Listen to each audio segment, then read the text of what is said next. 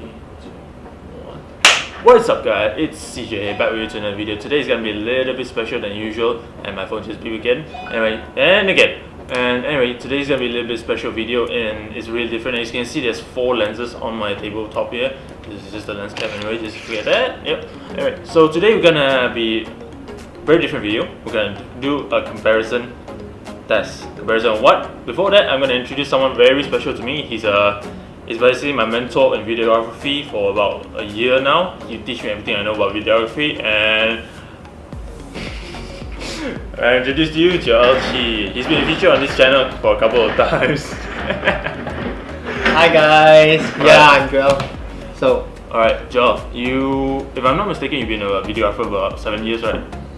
not really 7, about 5-ish. 5-ish. 5-ish. 5-ish, yeah. So for about 5-ish years, he has been a wedding photographer, event photographer, and videographer. Let me just correct that correctly. Videographer for a lot of things. I think you have been quite some ventures in your life, so today's gonna be very special just because I need his opinion. I can't do this on my own. I do not have enough experience to do this on his own. So this too is actually alright. Before that, we're gonna thank our very special sponsor today. Is actually SNR, because they're willing to lend us their very special lenses as well as their key light. Because normally you don't see me in such a beautiful space in that beautiful light. So thank you very much for them.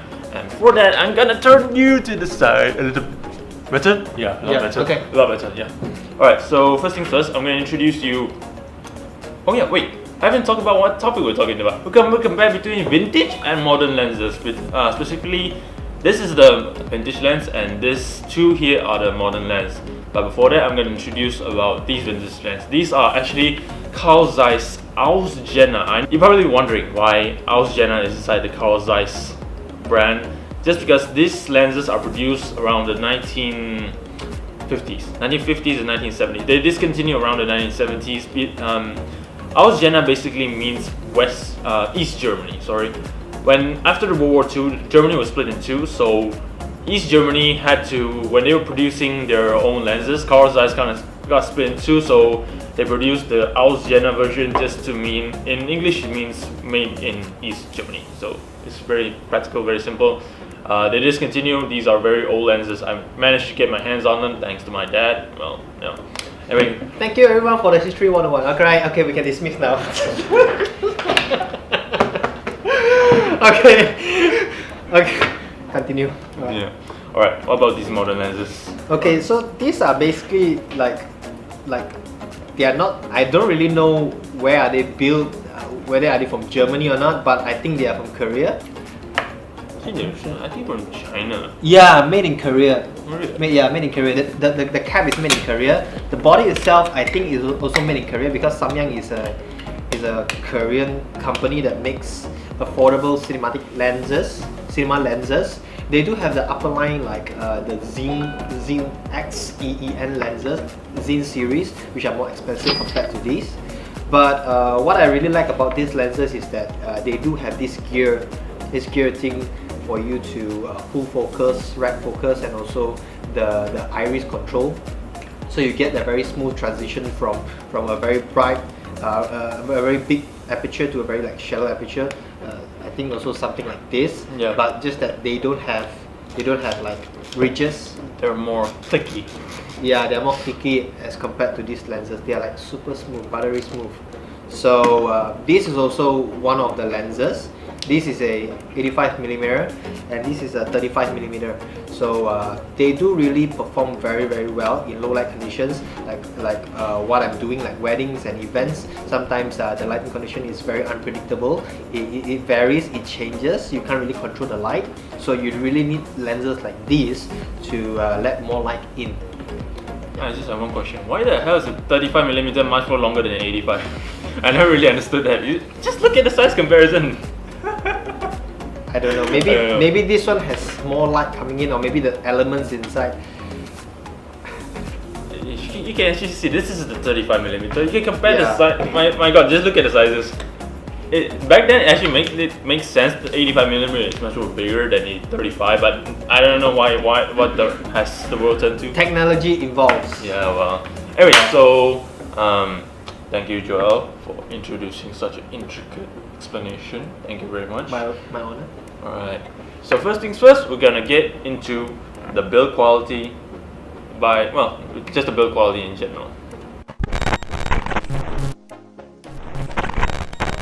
Alright, so in terms of build quality, these modern lenses and comparing to these vintage lenses, I have to say there aren't much difference, but the size-wise it has different, but we're not going to get into that now. Okay, so right here, wait, hang on. This is the 85. I'm still confused. This is right, 85. Yeah, this is the 85. I'm really confused about these lenses right now because they're really just different so much. Anyway, in terms of build quality, in my personal opinion, as an amateur, a real amateur, okay, in terms of real amateur, I feel that the old lenses is much more solid just because of I feel that the material is much more solid, and modern lenses feel a little bit more plasticky. It's just Samyang lenses. As for the 85mm, I kind of feel that the modern lens is a bit more solid just because of the weight wise, but I'm not gonna get into weight yet. I feel it's more solid, although when you crushing it, when you actually put your force into it, it feels like it crush on the Samyang lenses more. But if you ask me to go on shooting, I prefer the 85 Samyang, 35 Samyang, sorry, just because of the good quality. Anyway, Joe, how about you? What do you think? Personally, I feel that of course these lenses look like they look heavier compared to this. Of course, like what JJ said just now, modern lenses too, they are made out of plastic. I think that personally the reason behind it is due to the technology like mirrorless cameras. They want to make lenses as light as possible so that they can fit on mirrorless cameras, and also they can fit on gimbal, so that when you use them, you don't burn yourself throughout the whole day. If you are like making a movie, of course, the lenses will be much more heavier than this because most cinema cameras cost like a leg and an arm. So they would mount it on like super expensive tripods or maybe like gimbal systems. But for us, like doing weddings and like event stuff, we will hope that our setup is very light. Thus, the build quality won't be like superb, but I think that the main focus here is to make things lightweight, and the image quality still looks good lah. So this is basically, I think, what the build quality from the manufacturers and I feel. Alright, so back to the main topic. Thank you very much for your honest opinion. Although it's true that mirrorless cameras nowadays is very light, so that's why they made a lot of these lenses lighter. I have to agree with that. That's kind of true. I forgot about that point, so thank you very much for reminding that. So without further ado, let's move on to the third thing. The weight and sizes of this. As you can see, this is the 85mm, and this is, I'm not mistaken, the 85 as well. The 85mm to comparing in terms of sizes, it's about the same. Although in terms of glass, you can see it's significantly much more bigger in the modern lenses just because of the elements within. No, maybe I think it's due to the aperture, isn't it? Yeah, the elements in it. Within. The aperture. The aperture, this is only f2.8. No, you can go down to like f1.1. No, 2.8 unfortunately. Oh, 2.8. Yeah, so maybe that's the reason why they make the ID so big. Yes. Well, you have to understand, back then we don't have the technology yet, probably. This goes down to T1.5, this only goes down to f2.8, so that's one of the big difference there. One more thing though, most particularly I actually found out while I was researching about Samyang, the amount of radius they can actually turn the focusing ring is about 180 degrees. How's that? But as for these vintage lenses, they actually turn for 360 degrees, so very tedious when you actually go on shooting. I actually went on shoot a couple of times, and they're very tedious just because of the amount of radius that it's just turning. Just look at it. I actually have to turn my entire head for that. Right. So that's between the 85. As for the 35, as you can see, it's significantly shorter. Yeah. The vintage lens lose in this category just because of modern technology. The elements in the front glass, I think, is about the same actually. We're gonna show you later on. but still, in terms of weight wise, they're about the same. I would say so. They're about the same. I would say something a little bit heavier just because of the size wise, but most of the time they're about the same. Yeah. Any input? I think I personally feel they weigh quite the same. Mainly due to this is made out of plastic, but with more glasses. But this is being made out of less plastic, less glass, but like the outer casing is made out of like Metal. Yeah, metal. So pure metal. So it may be more heavier. Yeah, more heavier. Alright, since we talked about so many things about outer appearances, weight wise, how about we go show you some how about we show them in terms of footage wise? Yeah. Yeah, let's show them. Alright, we're gonna get back to you in just a minute. Okay, so we're back and we finally have the image here imported onto the laptop, so we're actually gonna do a comparison test right now. Okay, so let's get into it, shall we? Yep. Okay, alright, so on the left here you can see it's actually of the 35mm. On the left, both of them are actually shot at f2.8 auto white balance because of my camera sucks. One detail we didn't forget to add in is that the vintage lenses are actually made for micro four thirds, so what you're gonna see here is actually on a crop sensor, not on the full frame sensor. So just a heads up. Alright, so on the left you can actually see it's the vintage lens, while on the right it's actually on the modern lens, which is the Samyang. Okay, so Joe, in your professional opinion, what do you think is the difference? I feel that the tint is a little bit on the green side for the modern lens, whereas the vintage lens is more, I would say, undersaturated. I would say undersaturated.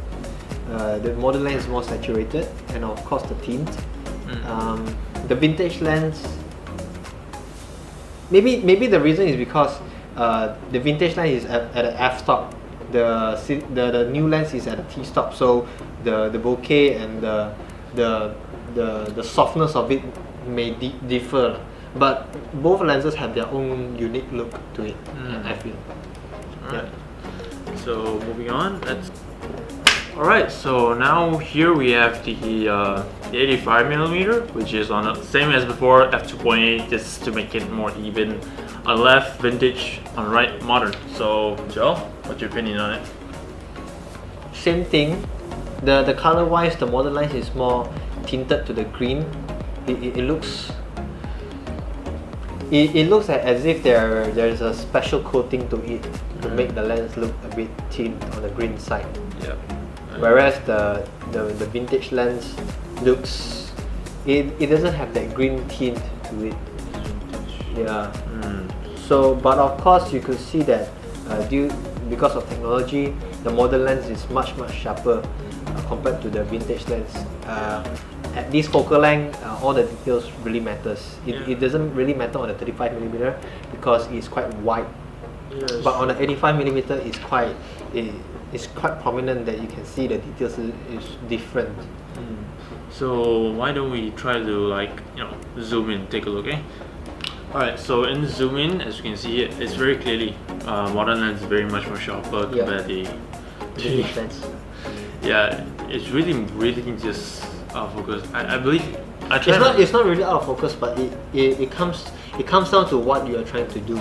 If you are shooting like products, then I would say that the modern lens is very good because you would want like sharp edges on your products. But if you are doing like what we work a lot with humans, so I would say that the vintage lens has the upper hand on it because it looks soft. It means that it's going to look nice on skin tones. Alright, so anyway, before that, actually if you take a look, actually you can see it's a little bit more punched in on the vintage lens. Don't you think so? Actually because both of these are actually positioned at the same location. We didn't actually move anything, and I feel that it's much more punched in on the vintage lens compared to the modern lens. How about 35? Let's take a look at 35, shall we? Alright, so 35. Yep, same deal. More punched in on the vintage lens compared to modern lens. Any idea why this is the case? I don't know, maybe is how the elements are being placed, and maybe the vintage lens is built for micro four third, whereas the modern lens is built for full frame. So they may have slight compression or maybe focal length manipulation to it. Alright, so since we already take a look at the footage, Joe, in your professional opinion, if let's say you're going on the wedding shoot, a real day wedding, which one would you actually bring on? Joe? Would you bring on, let's put it in 85, shall we? Would you bring the vintage or would you bring the modern lens? I will bring the modern lens. The modern lens. So the same goes for the 35? Yeah. Yep, same goes for 35. So basically, time goes on, time moves on. Although these things still have their place in the world, but I guess we have to move on. And sometimes new technologies help us in our work, and they really have some. Their benefits just outweighs the time. And I believe that's about it. You got anything else to input? Nothing else. Nothing else. Alright, thank you very much. Thank you for watching. Do like and subscribe, and I'll see you guys in the next video. Ciao. Yeah.